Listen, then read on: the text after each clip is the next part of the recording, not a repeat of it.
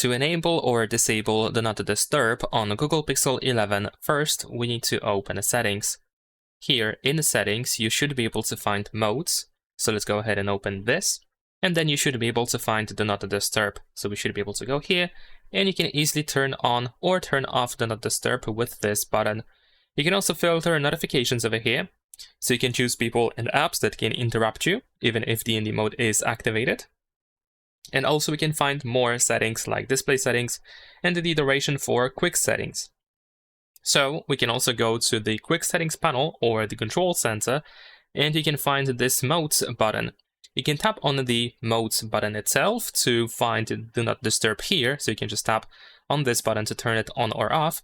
And if you have this icon, so this circle with a minus, then you can tap on that icon to immediately activate Do Not Disturb. So that's pretty much it. Leave a like and subscribe.